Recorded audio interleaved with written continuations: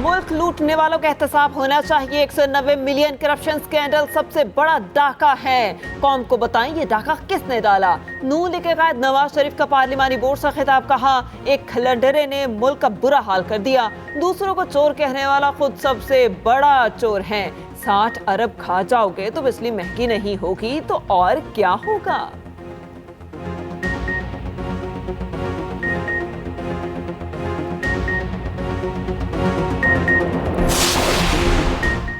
नैब कभी नून लीग के लिए ड्राना ख्वाब थी, अब दोनों एक पेज पर हैं। रहनुमा पीपल्स पार्टी मुराद अली शाह की हैदराबाद में न्यूज कॉन्फ्रेंस। कहा आम इंतखाबात में लाडला नहीं, आवाम की राय चलेगी। बाकियों को तो लाडले बनाते रहे लेकिन पीपल्स पार्टी के लिए कभी ऐसा नहीं हुआ। तमाम जमातों को लेवल प्लेइंग फील्ड मिलनी चाहिए।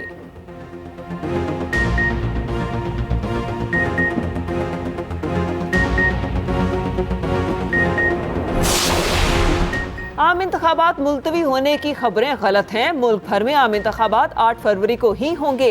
निगरान वज़ीर इत्तलात मुर्तज़ा सोलंकी की कोयटा में न्यूज़ कॉन्फ्रेंस। कहा तमाम जमातें लेवल प्लेइंग फील्ड का मुतालबा कर रही हैं। शिकायत जमहूरियत में ही होती हैं। सरकारी टीवी पर भी PTI की नुमाइंदगी होती है।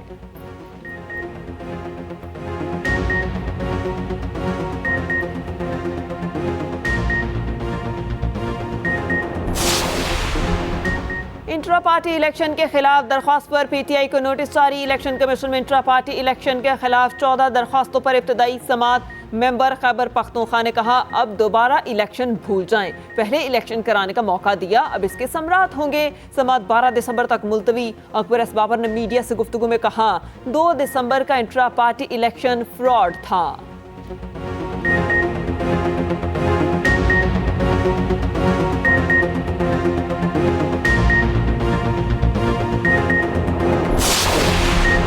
पाकिस्तान स्टॉक एक्सचेंज में जबरदस्त तेजी। 100 इंडेक्स में 1300 से ज्यादा पॉइंट्स का इजाफा। 100 इंडेक्स 66,000 पॉइंट्स की नफसियाती हद अबूर कर गया। उधर इंटरबैंक मार्केट में अमरीकी डॉलर 48 पैसे सस्ता 283 रुपए 63 पैसे का हो गया।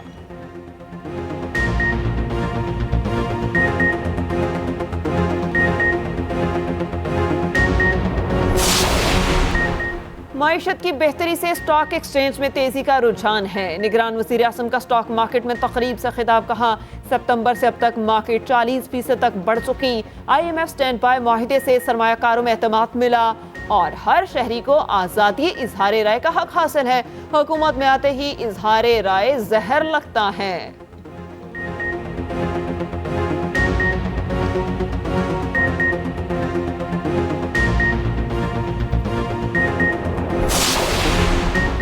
पाकिस्तान के लिए 70 करोड़ डॉलर की नई किस्त की मंजूरी जल्द मुतवक्के। ब्लूमबर्ग के मुताबिक IMF एग्जीक्यूटिव बोर्ड का इजलास 11 जनवरी को होगा। स्टैंड बाय प्रोग्राम के तहत अगली किस्त की मंजूरी मुतवक्के। पाकिस्तान और IMF के दरमियान स्टाफ लेवल मुआहिदा 15 नवंबर को तय पाया था।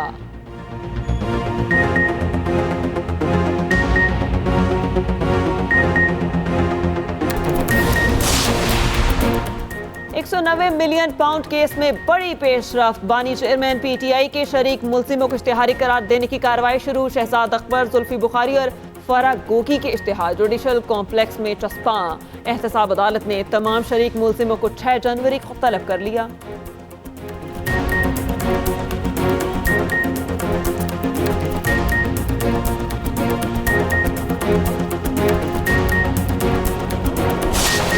OGDCL की बड़ी कामयाबी। सिंध से तेल और गैस के बड़े ज़खायर दरिया।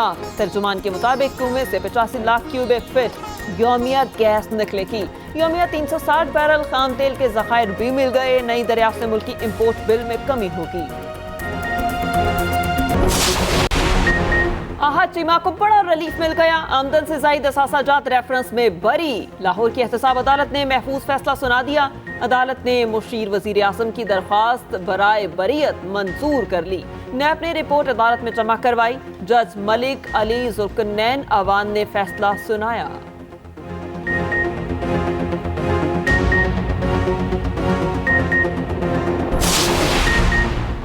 बानी चेयरमैन PTI की नाअहली के खिलाफ दरखास्त लार्जर बेंच को अरसाल। दरखास्त पर लाहौर हाई कोर्ट में समात। जस्टिस शुजात अली खान ने दरखास्त 5 रुकनी बेंच को भिजवा दी।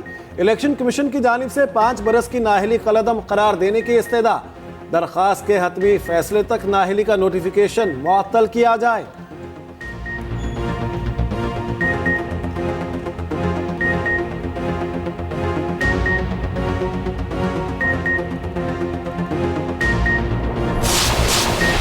जिले के बाद मैंने ट्वीट भी कोई नहीं की, लेकिन आज भी चीफ इलेक्शन कमिश्नर का बयान है कि 8 फरवरी को इलेक्शन होंगे। तो हमें इलेक्शन कमिश्नर के बयान पर यकीन रखना चाहिए कि 8 फरवरी को होंगे। अगर नहीं होंगे तो हम इसी तनख्वाह पे काम करेंगे।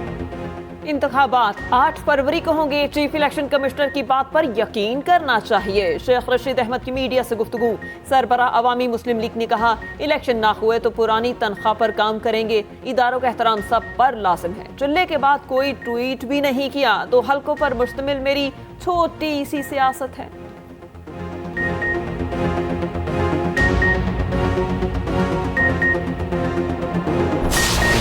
गाजा में इसराइली जंगी जुराइम जारी। खान यूनिस और जबालिया समेत मुतादिद इलाकों में शदीद बमबारी। सेहूनी फौज के बदतरीन हमलों में इमारतें मलबे का ढेर बन गई। फलस्तीनी मुसन्निफ और सहाफ़ी डॉक्टर रिफत अल उरैर शहीद हो गए। शहीदों की मजमूई तादाद 17,000 से तजावुज कर गई। काबिज फौज निहत्ते शहरियों को पकड़ने लगी। मगवी फलस्तीनियों के साथ दर्दनाक सलूक। शदीद सर्दी में कपड़े उतार कर खुले मकाम पर बिठा दिया गया। आंखों पर पट्टियां और हाथों में गिरहें लगाईं। अक़वाम मुत्तहिदा की जनरल असम्बली से फलस्तीनियों के हक में 5 करारदादें मंजूर। यहूदी आबादकार बस्तियों के खिलाफ पनाह गुज़ीनों की मदद और तहफ़्फ़ुज़ की करारदाद शामिल। पनाह गुज़ीनों की मदद के हक में 168 ममालिक ने वोट दिया। अमरीका समेत 10 ममालिक वोटिंग के दौरान गैर हाजिर रहे।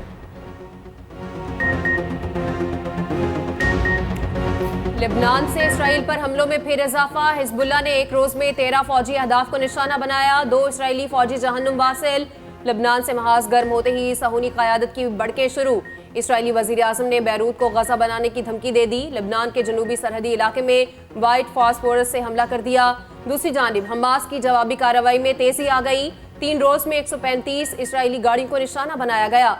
झड़पों में साबिक इसराइली आर्मी चीफ का बेटा एक मेजर समेत हलाक। निहत्ते फलस्तीनियों के कत्लेआम में कई मुमालिक मुलविस निकले। मुख्तलिफ मुमालिक ने सेहूनी जारहियत में बराबर का हिस्सा लिया। इसराइल को फौजी साजो सामान से भरे 200 कार्गो तैयारे मिले। 10,000 टन से जायद फौजी साजो सामान तलबी पहुंचा। हथियार, गोला बारूद और फौजी गाड़ियां फराहम करके पुश्त पनाही की गई। इसराइली वजारत दिफा ने गैर मुल्की इमदाद की तस्दीक भी कर दी।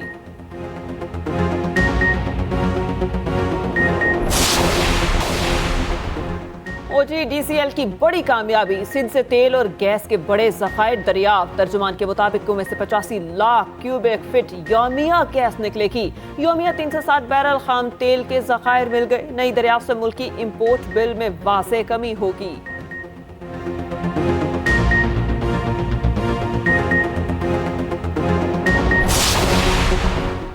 साल 2023 एयरलाइन इंडस्ट्री के लिए मस्बत करार। एआटा के मुताबिक एयरलाइन सनत 2023 में मुकम्मल बहाल हो गई। आलमी इंडस्ट्री नॉर्मल सतह पर आ गई। 2023 में $23 अरब से जायद खालिस मुनाफा कमाया।